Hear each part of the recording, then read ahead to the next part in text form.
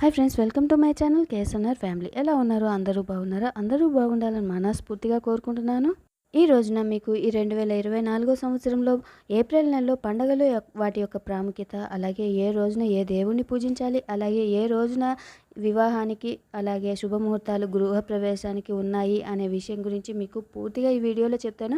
ఈ video ending వరకు చూడండి, అన్ని విషయాలు మీకు అర్థమవుతాయి. అంతకన్నా ముందుగా నా ఛానల్ని ఎవరైనా మొదటిసారి చూస్తున్నట్లయితే ప్లీజ్ నా ఛానల్ని సబ్స్క్రైబ్ చేసుకోండి. పక్కనే ఉన్న బెల్ ఐకాన్ క్లిక్ చేయండి. ఆల్ ఆప్షన్ వస్తుంది. ఆల్ ఆప్షన్ మీద క్లిక్ చేస్తే నేను ఎప్పుడు వీడియో అప్లోడ్ చేసిన నోటిఫికేషన్ అనేది మీ వరకు వస్తుంది. ఇక వీడియోలోకి వెళ్ళిపోదాము. ముందుగా మనకి 2024 సంవత్సరంలో ఏప్రిల్ నెలలో ఫాల్గుణ మాసం, చైత్ర మాసం రెండూ కూడా కలిసి వచ్చాయి. ఏప్రిల్ 1వ తారీఖున ఫాల్గుణ మాసంలో వచ్చే బహుళ సప్తమి ఉంటుంది, మూలా నక్షత్రం ఉంటుంది. ఈ రోజున గృహారంభం, గృహప్రవేశం, ఉపనయనం, అక్షరాభ్యాసం, నామకరణం, అన్నప్రాసన, దేవతా ప్రతిష్ట ఇలాంటి కార్యక్రమాలన్నీ చేసుకోవటానికి శుభముహూర్తాలు అయితే ఈ రోజున ఉన్నాయండి. తర్వాత ఏప్రిల్ 2వ తారీఖున ఫాల్గుణ మాసంలో వచ్చే బహుళ అష్టమి ఉంటుంది, పూర్వాషాఢ నక్షత్రం ఉంటుంది. ఈ రోజున ప్రపంచ ఆటిజం అవగాహన దినోత్సవంగా చెప్తారు. అలాగే అంతర్జాతీయ బాలల పుస్తక దినోత్సవం ఈ రోజే ఉంటుంది. అలాగే ఈ రోజున శుభకార్యాలకి ఎటువంటి శుభముహూర్తాలు అనేవి లేవు. తర్వాత 3వ తారీఖు ఈ రోజున ఫాల్గుణ మాసంలో వచ్చే బహుళ నవమి ఉంటుంది, ఉత్తరాషాఢ నక్షత్రం ఉంటుంది. ఈ రోజున వివాహం, ఉపనయనం, గృహారంభం, గృహప్రవేశం, దేవతా ప్రతిష్ట, అక్షరాభ్యాసం, నామకరణం ఇలాంటి కార్యక్రమాలు చేసుకోవటానికి శుభముహూర్తాలు అయితే ఉన్నాయండి. తర్వాత 4వ తారీఖు ఏప్రిల్ 4వ తారీఖున ఫాల్గుణ మాసంలో వచ్చే బహుళ దశమి ఉంటుంది, శ్రవణ నక్షత్రం ఉంటుంది. ఈ రోజున గోవింద వెంగమాంబ ఆరాధన దినోత్సవంగా చెప్పవచ్చు. అలాగే శ్రవణ నక్షత్రం రోజున ప్రతి ఒక్క వెంకటేశ్వర స్వామి ఆలయాలలో స్వామివారి పుట్టిన నక్షత్రం శ్రవణ నక్షత్రం కాబట్టి ఈ రోజున కళ్యాణం అనేది తప్పకుండా చేస్తారు. ప్రతి ఒక్కరు పెళ్లి కాని వాళ్ళు కానీ పెళ్లి అయిన వాళ్ళు కానీ ఈ కళ్యాణాన్ని వీక్షించటం వలన పెళ్లి కాని వారికి పెళ్లి త్వరగా అవుతుంది. అలాగే ప్రతి ఒక్కరి జీవితాల్లో కూడా శుభం జరుగుతుంది.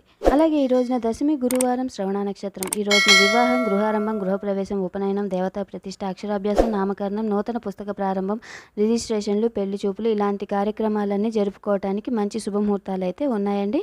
తర్వాత ఏప్రిల్ 5వ తారీఖు ఫాల్గుణ మాసంలో వచ్చే బహుళ ఏకాదశి ఉంటుంది. ఈ రోజున ధనిష్ట నక్షత్రం ఉంటుంది. ఈ రోజున మతత్రయ ఏకాదశి, బాబు జగ్జీవన్ రావు జయంతి. అలాగే ఈ రోజున ఏకాదశి శుక్రవారం ధనిష్ట.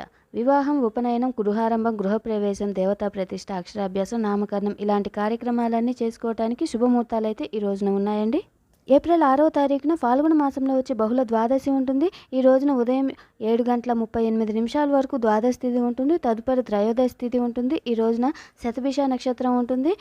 ఈ రోజున శనివారం, త్రయోదశి రెండు కూడా కలిసి వచ్చిన రోజున కాబట్టి శనికి తైలాభిషేకం చేయించుకుంటే చాలా మంచి జరుగుతుంది. అలాగే ఈ రోజున అన్నమాచార్య జయంతి ఈ రోజే ఉంటుంది. ఈ రోజున శుభకార్యాలకి ఎటువంటి ముహూర్తాలు అనేవి లేవు.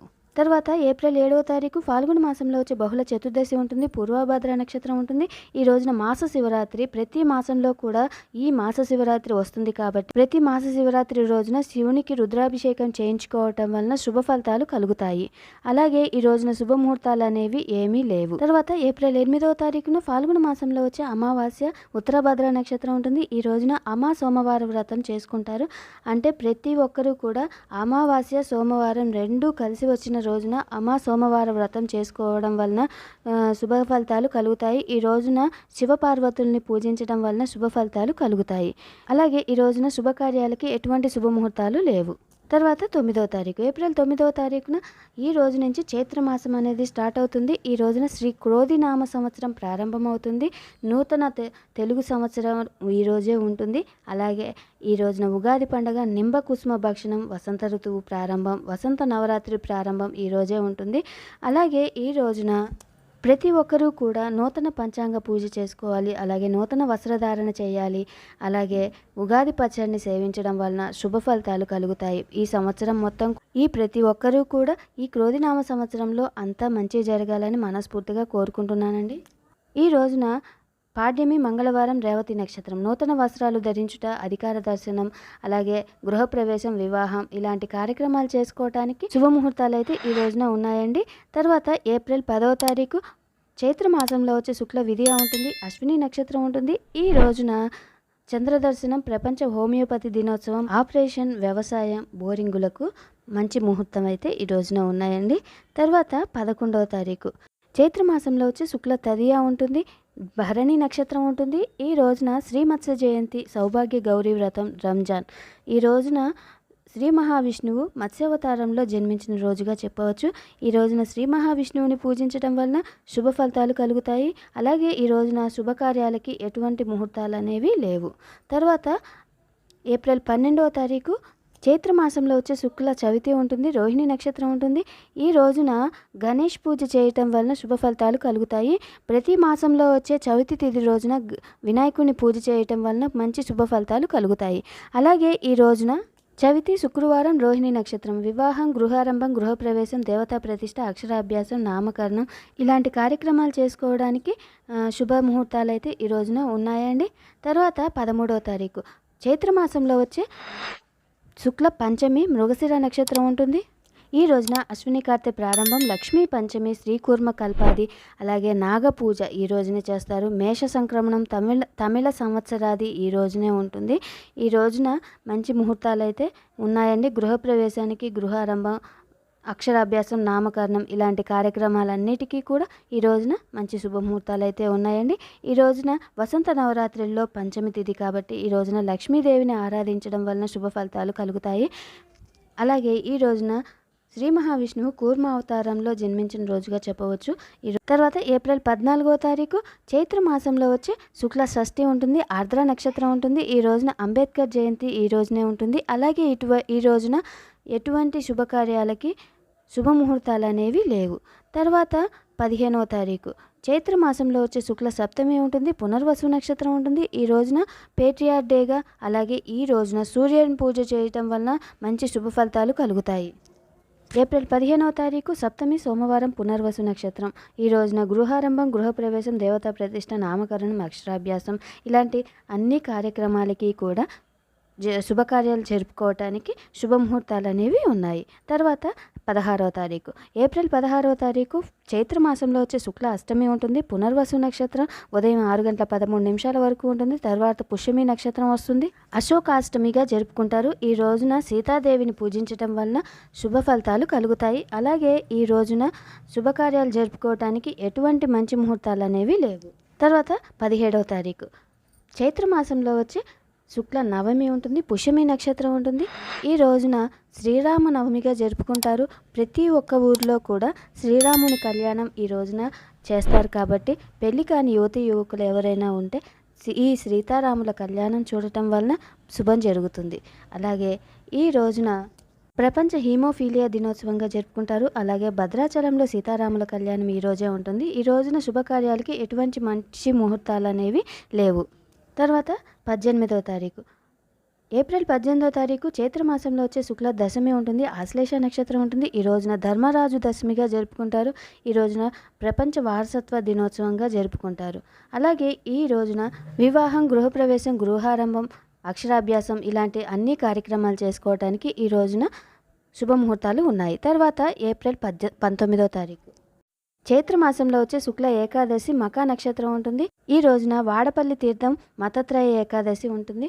ఈ రోజున వివాహం, గృహారంభం, గృహప్రవేశం, దేవతా ప్రతిష్ట, అక్షరాభ్యాసం, ఉపనయనం, నామకరణం ఇలాంటి కార్యక్రమాలు చేసుకోవడానికి శుభముహూర్తాలు అయితే ఈ రోజున ఉన్నాయి.